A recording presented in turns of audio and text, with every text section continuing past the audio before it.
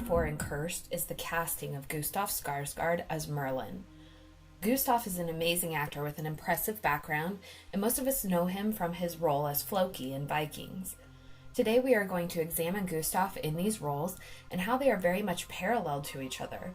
It is a perfect casting and almost a seamless crossover to playing Merlin, so let's take a look at these two characters. Make sure to subscribe to Fae Fire and hit that notification bell for all the latest news on Cursed. Floki was very memorable, from his quirky attributes to his skills as a boat builder, to his internal struggles with his own gods versus the introduction of Christianity by the English. He was a lovable and conflicted man, and we were on his journey from the first episode of Vikings. He was my personal favorite character on Vikings, pretty much from the first time I saw him. It takes a while to see the many sides of Floki. He is intelligent in a unique way from the other Vikings.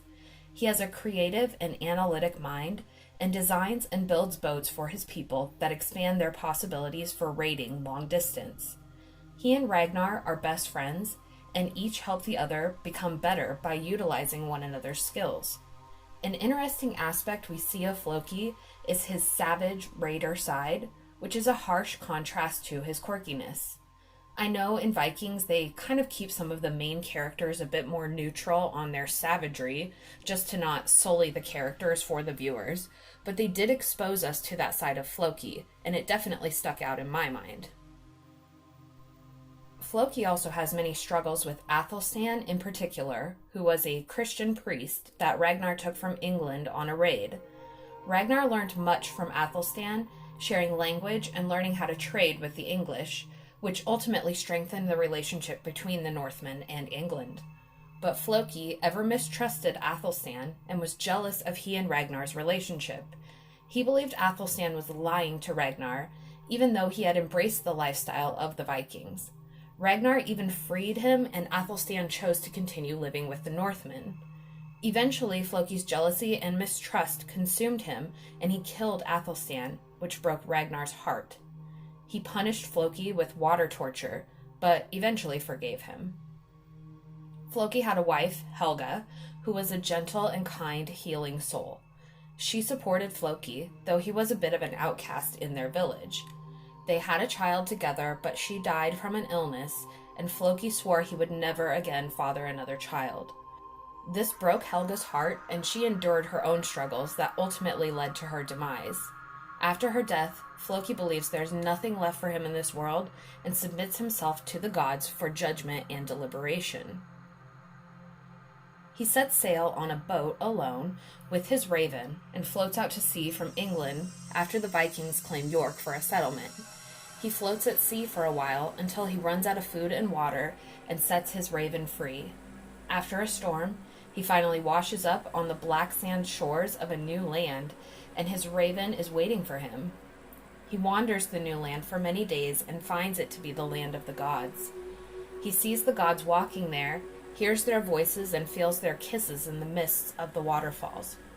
Floki believes this is the chosen land of the gods, and he must take the true believers of Kattegat to this sacred land to build a society for the gods. When he returns to Kattegat, Queen Lagertha forbids him from taking her people, her warriors most of all, to this mystery land. But Floki secretly meets with a few families who wish to travel to the new land with him. He tells them of the house the gods have built and the home they have made for Floki. They all secretly leave Kattegat. The people believe they will arrive to find a settlement at the very least, but nothing is there. Floki convinces them they must build their settlement, but the new arrivals already have a foul taste in their mouths. The weather grows colder, the people grow hungrier, and soon they start to kill each other. The two families slowly pick each other off until there are only a few remaining.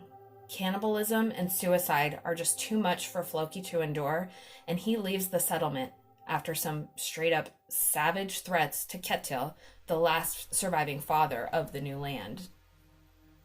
Floki wanders back to where he saw the gods and makes his way into a cave he believes is the mouth of hell. Deep into the cave, he climbs and crawls, telling the gods he hears the dwarves hammering in their mines and he feels the gods calling him deeper. The mountain quakes around him, and finally Floki makes it to a clearing where he believes he will find the gods. But what Floki finds pushes him over the edge. What Floki finds is the core of all of his struggles, enough to crush his ego and soul. He finds the salvaged remains of Christian settlers. He finds a cross in the heart of the mountain.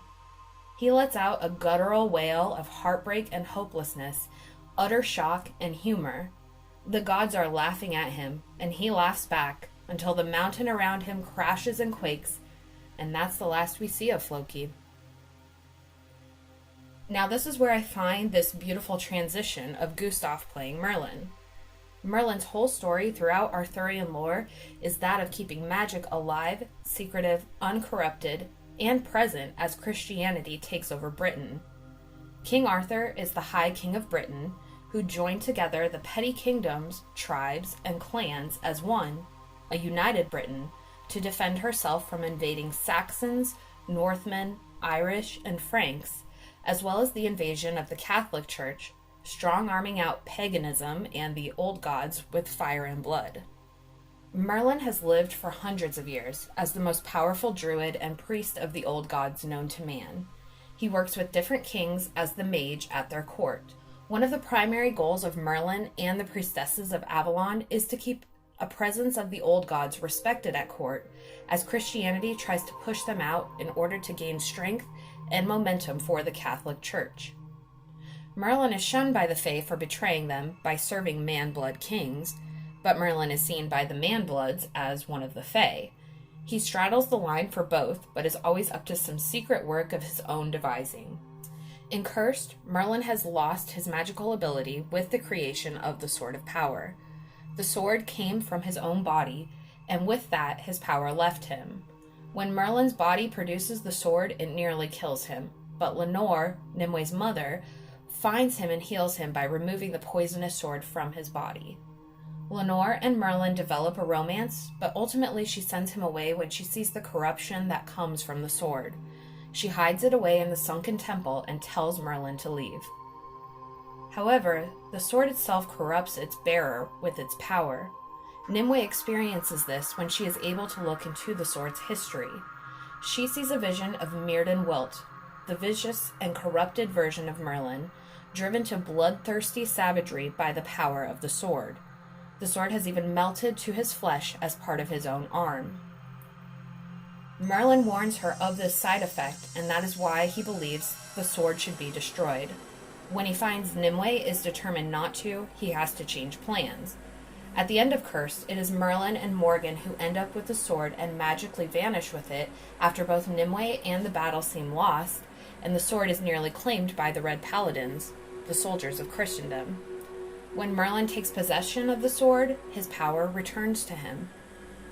In Arthurian lore, there is a tale of Myrddin Wyllt.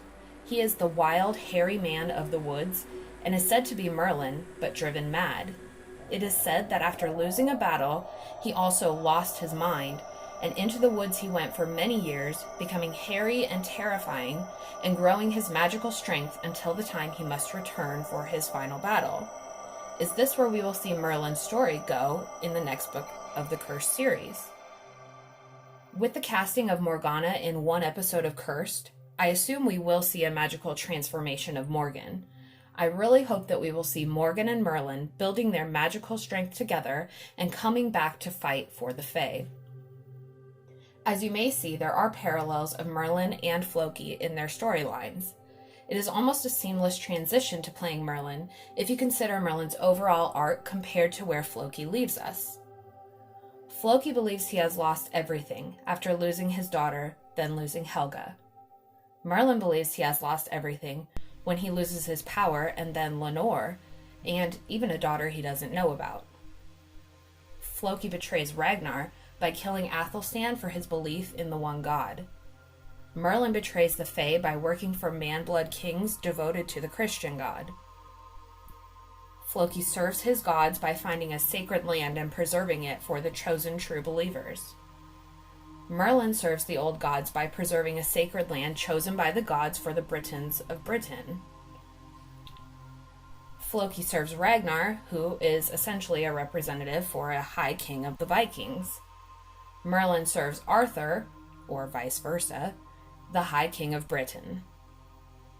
Floki believes he will find his gods through ultimate struggle and sacrifice, only to have the Christian god get in his way. Merlin believes he will preserve his gods through struggle and sacrifice and battle, only to have the Christian god get in his way. Floki leaves his people and home to find his true path, isolating himself on a boat. Merlin leaves his people and home to find his true path, isolating himself as Myrddin in the forest. I feel as though where we left Floki, feeling betrayed by his own gods, slapped in the face by the Christian god, defeated, trapped, and isolated, is a perfect catalyst for a Myrddin-type episode of despair and madness, questioning oneself and all of your motivations that have led to this point. Though obviously these stories are completely unrelatable, they have such similar overtones that it makes Gustaf playing Merlin so much more tangible right from the start. If you are feeling sad or confused by where Floki's story left us, that's completely understandable. It is heartbreaking in truth to see such a man as Floki end with such despair and internal betrayal. However, if you can open your mind to almost a character transition, perhaps we can imagine Floki to Merlin, and even perhaps to Myrddin, come to life right before our eyes. Gustaf could not be better cast for the role, and I truly believe we will see Merlin in a different light than we have before. This is not the bearded and mysterious old wizard, nor is it the young and sarcastic take on him either. This is a quirky Merlin with a drinking problem, a man who has lost much and has much more to gain back. A man on the fringes with his former magical resources and clinging to survival by lies upon lies. Please let me know what you think in the comments below. Make sure to subscribe to Fayfire for all the latest Cursed updates and weekly chapter breakdowns. Thank you so much for watching, and we'll see you next time.